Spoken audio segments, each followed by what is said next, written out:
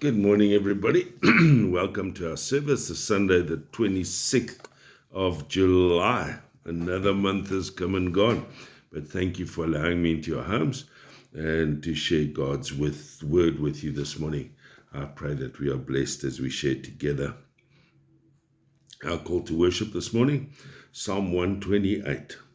Blessed are all who fear the Lord, who walk in his ways. You will eat the fruit of your labor.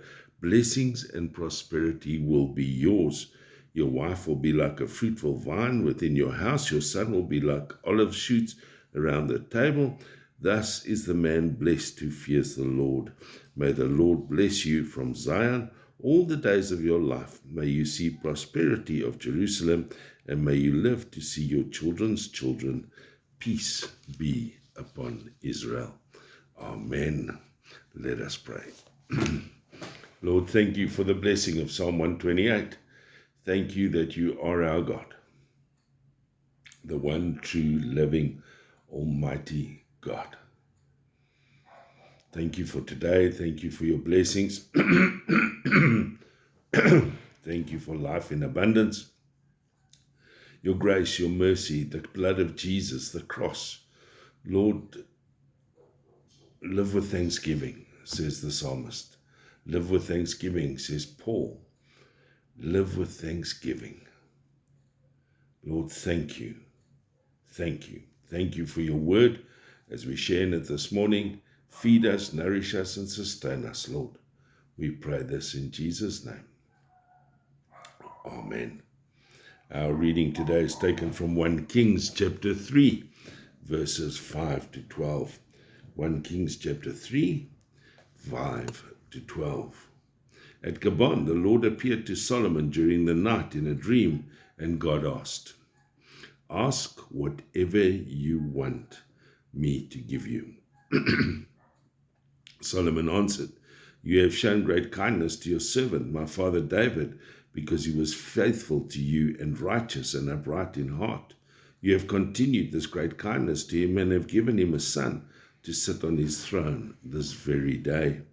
Now, O Lord my God, you have made your servant king in place of my father David, but I am only a little child and do not know how to carry out my duties. Your servant is here among the people you have chosen, a great people, too numerous to count or number. So give your servant a discerning heart to govern your people and to distinguish between right and wrong. For who is able to govern this great people of yours?"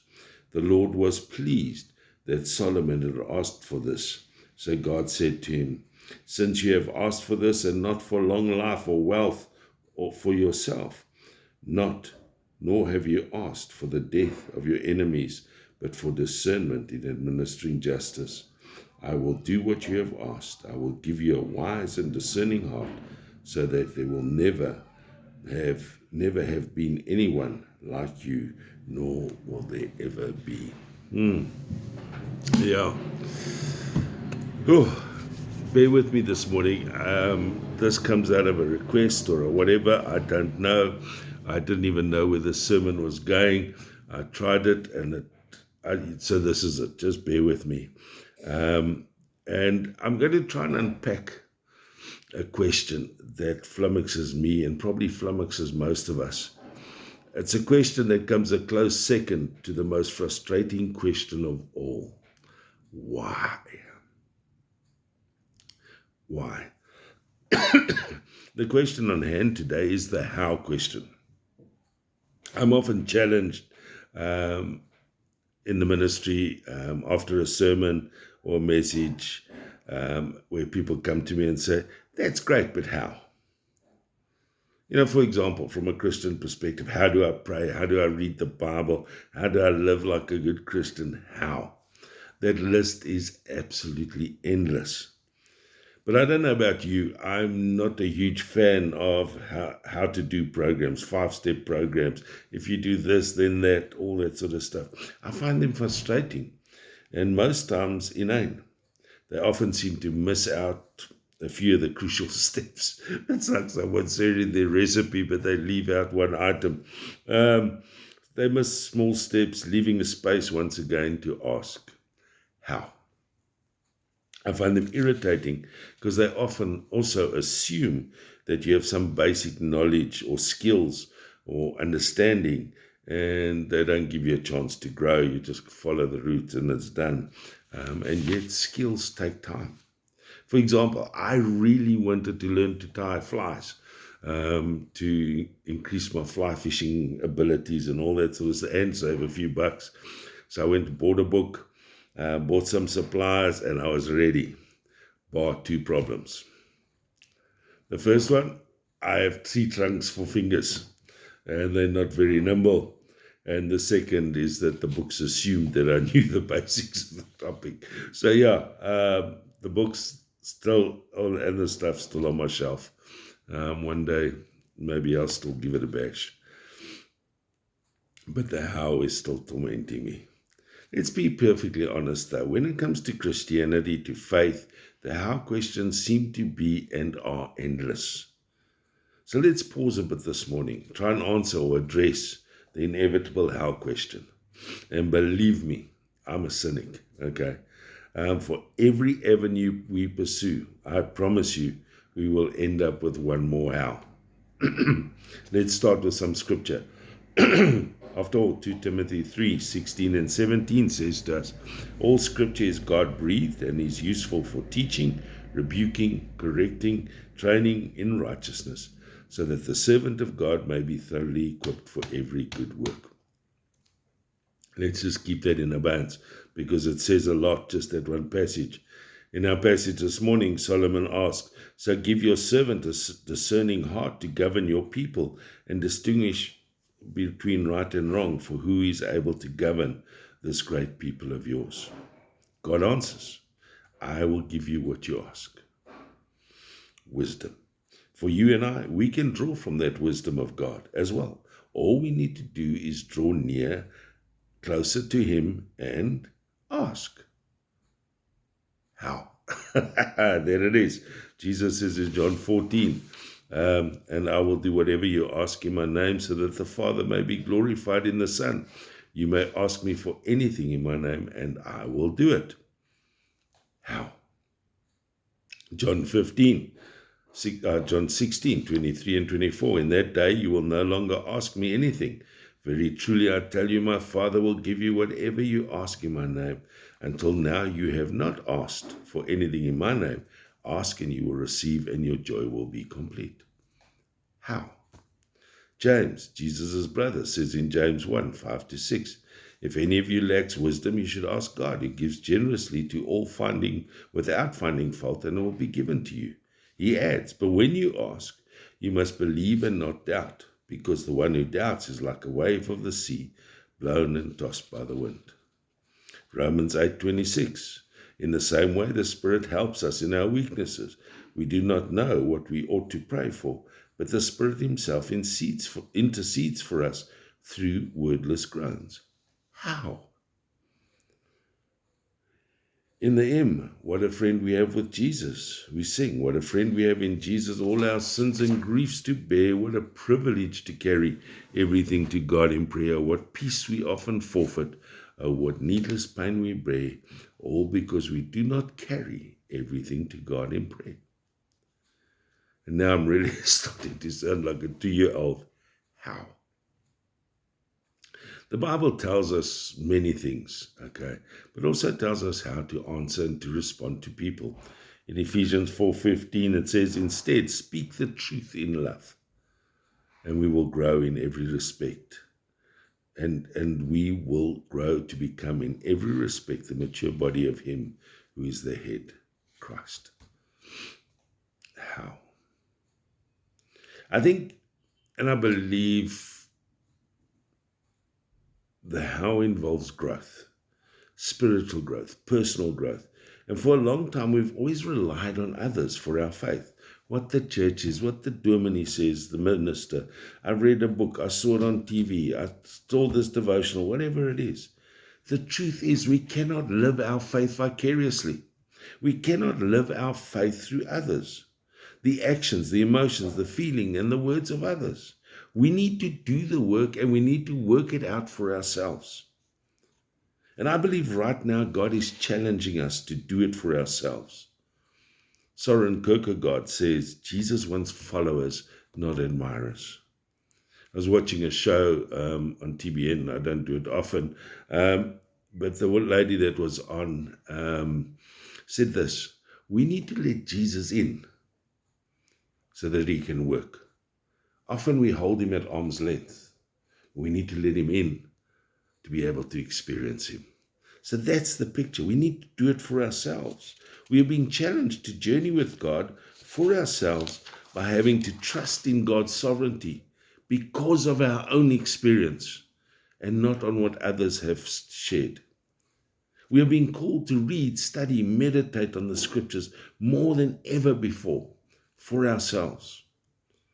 To seek God through prayer, meditation, fasting, etc. Once again, the verses that we've been through tons of times this year.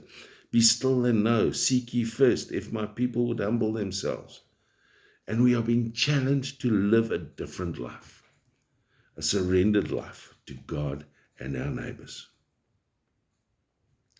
Anybody want to ask?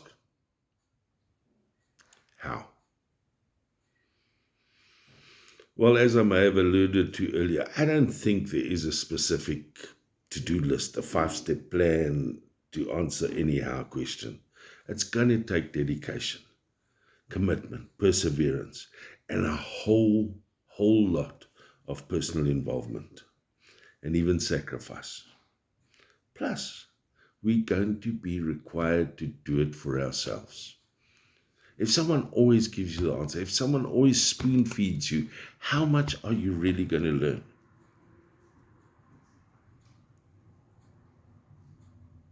The how is going to involve reading, searching, studying, meditating on scripture. I've said this before, the Bible, daily. Download an app. YouVersion's fantastic. And there are tons of reading plans, devotionals, all available for us. We need to learn the secret, the art of prayer. How? Try reading the prayers of David. There are tons of books on prayer. There's liturgical books on prayer, morning and evening. Learn from those things. Learn from the past. And we're going to have to rely on God, the Holy Spirit, constantly. We're going to have to go to church regularly. And please, it's not about attendance, but rather about being involved and learning from the body of Christ, the cloud of witnesses.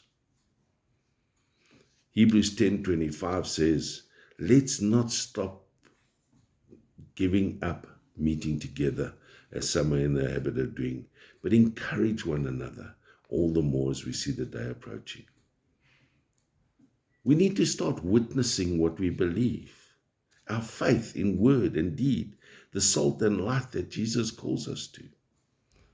Love has to become our guiding light, our guiding principle by which we live. Jesus says that the world will know that we are Christians by our love, and that there's no greater love than to lay down your life for another. We need to become obedient and surrendered to the will of God.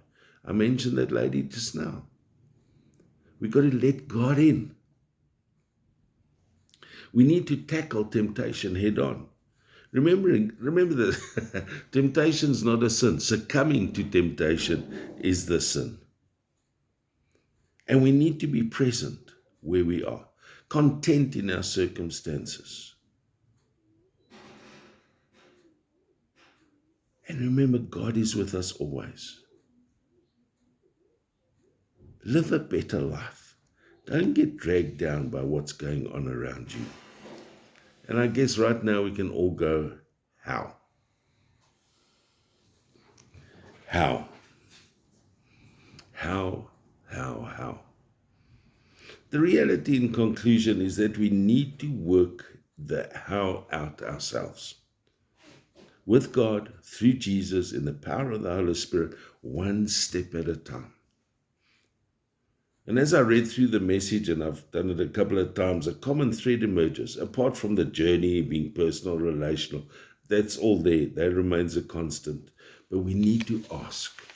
We need to ask how. From God and from the body of believers. Be specific. Don't be airy-fairy. Get to the crux of it and be like a teenager or a child. Ow, until you get what you need. Read the Bible. Search the Bible. We have the technology. We have the apps. We have the skills. Just read, but go back to first source every single time to verify. Go back to God. But I want to say this morning. The interesting thing about asking is that it means listening to an answer. Even if it's not what you want to hear, and then applying it to your life. We're not alone. We are a family of believers. We need to ask the questions, especially the hard ones. We need to ask the questions, especially the how question. We need to speak to God. Solomon did, David did, the disciples did, and so should we. But I also think we need to become more vulnerable in our faith.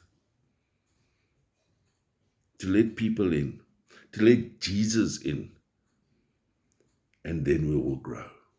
Because we don't know it all. So ask the how questions, and don't be surprised if you're led to ask many more hows. That's how we learn. That's a pun and a half or ironic. So, I don't know, because the best answer to the hard question is to invite Jesus in and stop holding him at arm's length. I shared it earlier. And maybe, just maybe, we need to put on our Nikes and just do it. Amen. Let us pray. Lord, thank you for your message. Like I said, it was weird. I don't know where it came from. I know the question that sparked it. But yeah, Lord, I hope it is helpful, and I hope it's there, and I hope we've learned that we need to ask. Your word says, ask and you will receive. Seek and you will find. Knock and the door will be opened. Ask. But Lord, teach us to ask in the right place. Teach us to ask in the right place. Let us be vulnerable. Let us learn. Let us grow. Let us grow, Lord. We pray in Jesus' name. Amen. Thank you for allowing me into your homes again. May you be truly blessed and ask the questions. Even if you send me a thing on the bottom here, I will answer them all. They do come up on my phone, so I will answer them for you if I can. And if you ask me again, how, I will answer that. And if you ask how, I will answer that. So, Lord, thank you for this morning. Bless us and keep us, and make your face to shine upon us. And I say to us all this morning, now may the grace of the Lord Jesus Christ, the love of God, and the fellowship of the Holy Spirit be with us all, both now and forevermore. Amen. Go in peace to love God's world. Amen.